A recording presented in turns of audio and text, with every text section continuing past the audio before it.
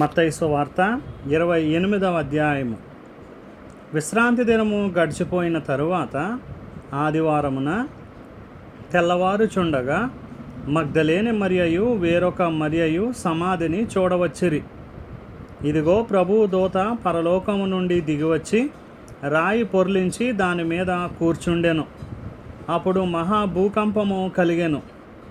ఆ దూత స్వరూపము మెరుపువలె నుండెను. అతని వస్త్రము హిమమంతా తెల్లగా ఉండెను. అతనికి భయపడుట వలన కావలివారు వణికి చచ్చిన వారి వలె నుండిరి.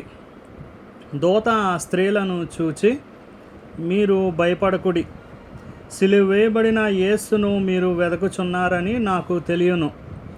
ఆయన ఇక్కడ లేడు, తాను చెప్పినట్టే ఆయన లేచి ఉన్నాడు. రండి, ప్రభువు పండుకొనిన స్థలము చూచి త్వరగా వెళ్ళి ఆయన మృతుల్లో నుండి లేచి ఉన్నాడని ఆయన శిష్యులకు తెలియజేయుడి. ఇదిగో, ఆయన గలిలయలోనికి మీకు ముందుగా వెళ్ళుచున్నాడు. అక్కడ మీరు ఆయనను చూతురు. ఇదిగో, మీతో చెప్పితిన నేను.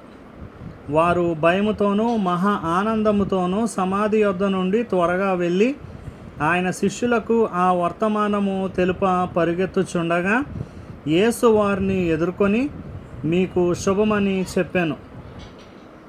వారు ఆయన యొద్దకు వచ్చి ఆయన పాదములు పట్టుకొని ఆయనకు మ్రొక్కగా, యేసు, భయపడకుడి, మీరు వెళ్ళి నా సహోదరులు గలిలయకు వెళ్ళవలెననియు వారక్కడ నన్ను చూతురనియు వారికి తెలుపుడనెను.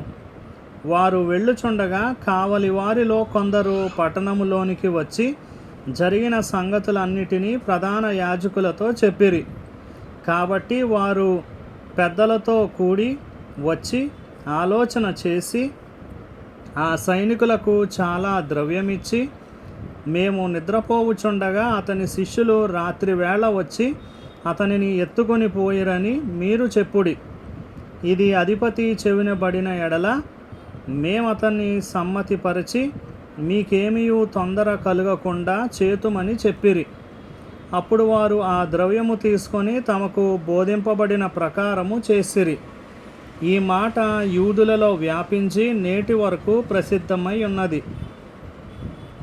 11 మంది శిష్యులు యేసు తమకు నిర్ణయించిన గలిలయలోని కొండకు వెళ్ళిరి. వారు ఆయనను చూచి ఆయనకు మ్రొక్కిరి గాని కొందరు సందేహించిరి. అయితే యేసు వారి వద్దకు వచ్చి, పరలోకమందును భూమి మీదను నాకు సర్వాధికారము ఇయ్యబడి ఉన్నది. కాబట్టి మీరు వెళ్ళి సమస్త జనులను శిష్యులనుగా చేయుడి. తండ్రి యొక్కయు కుమారుని యొక్కయు పరిశుద్ధాత్మ యొక్కయు నామములోనికి వారికి బాప్తిస్మమిచ్చుచు నేను మీకు ఏ ఏ సంగతులను ఆజ్ఞాపించితినో వాటినన్నిటినీ గైకొనవలెనని వారికి బోధించుడి. ఇదిగో, నేను యుగ సమాప్తి వరకు సదాకాలము మీతో కూడా ఉన్నానని వారితో చెప్పెను.